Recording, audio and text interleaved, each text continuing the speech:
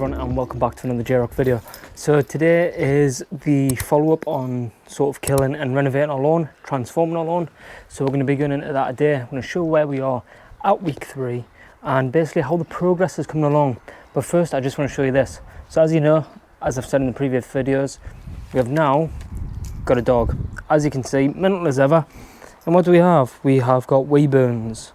Okay, several across the lawn in the back here, and a nice huge hole.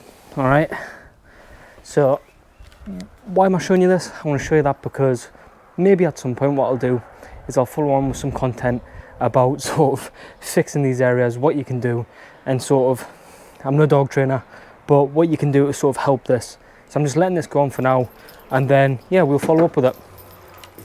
Chasing the cat. She's a nightmare, absolute nightmare. Anyway, so we'll go on with that. I'm going to show you the lawn, week 3. So here we are, week 3 of the lawn, and this is what we've got. Now, from over here, it looks absolutely fine. But what I just want to say is through all this process, we've had 2 cats running around on it. The dog got on it at one point, ran around, made an absolute mess. So, you know, we're pretty lucky where we are. I've also got some pictures that hopefully I'll be able to put up here of birds where they've had an absolute fiesta down here and they really attacked a few parts. So there is a few parts where there's more or less no seed coming through, and it's just because there's 3 or 4 of them there, like I say, going absolutely at it. What just happens, so if you do end up having this, and most people will, I would recommend putting either some form of fleece down on the ground there just to try and help and protect it, or obviously if you've done it the other way where you top dress all the seed, then you know there's a lot less chance of that actually happening. But other than that, the garden's looking really fantastic now. We've got the rhododendron that's came up here for the very first time, as well as all the tulips and azaleas over there, so it's all starting to come together. But as I take you around this way, you'll see what I mean. So automatically it changes straight away. We've just got a lot of these a lot thinner areas where nothing much is going to happen, and over here where nothing's coming up much at all. So one thing we'll be interested in is over here, and this is fun to walk on now, down this side here where we've got the fence line. This is a whole lot thinner. Now this took about an extra week to come through down this side here than what the rest did, you know, over there, and you could literally see the shade from this fence, and it would just cover this whole area. So that is the reason why this has been a lot slower. It's due to the shade off of that fence. It just shows you have these microclimates in your garden, and that really does affect what comes through. Right, so if you are going to cut at this stage, what is early mined, so you want to make sure that's at least a couple of inches before you cut it. You're going to be using something relatively light, whether it was like a manual reel mower or some sort of really light rotary. If you've got an electric plug-in, then that'll be fantastic. Just make sure the blades are sharp. So I'm going to be using this here, the nice new Ego 47cm self-propelled mower. Now this is fantastic, it weighs next to nothing. So I'm going to be giving it a cut with that first, and then obviously applying a little bit more Total Lawn Luxury Lawn Seed. And all I'm going to do is I'm going to focus on the areas that are very bare first and do that by hand, and then I'm going to go across with a rotary and just give it a general overseed just to really help thicken it up in the next couple of weeks. So stand by for that.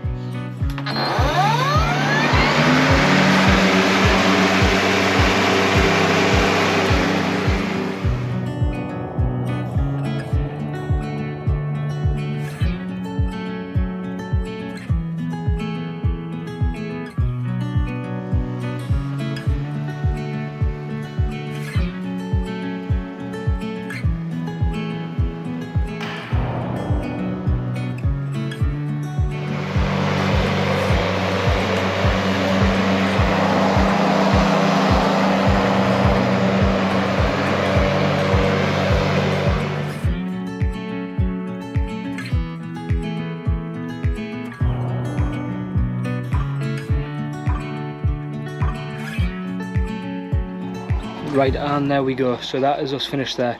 Now look, I know it's very early to be cutting, but I've done a whole episode on this where I tested it last season, and I was cutting from day 5, right, of germination, and what I found is that it never stunted the growth or made anything worse whatsoever. Now that was with the cylinder mower, and things were still very small, very seed-like, but in this case it's a whole lot longer than what it was. So the reason why I've mainly done this cut is because I'm going to be overseeding, so I kind of want to reduce that height a little bit so that when I put this seed down, it doesn't get like towered by the other grass. Now, as you can see here, it's just very ends. I've taken up, you know, bits of leaf, you know, nothing terrible there. Now, there is quite a lot that looks like that came off there, but as you can see from the length down here, hopefully you can see that is still around about 1.5 inches, right? I've only taken about 1/3 off of that height. Now, what I wouldn't do is go on your low setting with your cylinder mower and take it right down to your cutting height. You don't want to do that, right? You're just taking sort of the top ends off just to try and keep it growing, keep it down a little bit, so when you put down that seed, it's still going to germinate. So here we go. I'm going to be using that seed, the Luxury Lawn seed from Total Lawn, fill in some of these bare areas, then just go over the spreader.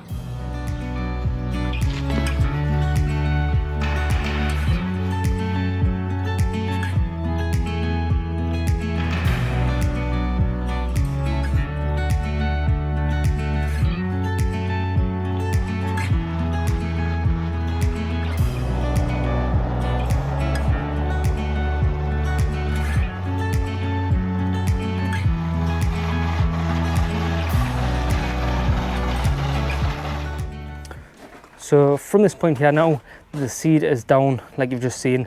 I'm going to be keeping on top of watering for the next few weeks, at least 3 times a day. It's starting to get really hot now, really dry.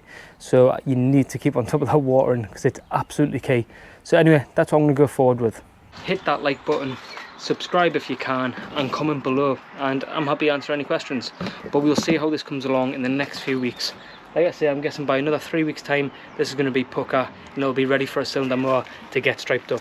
Anyway, take care. I'll see you in the next video.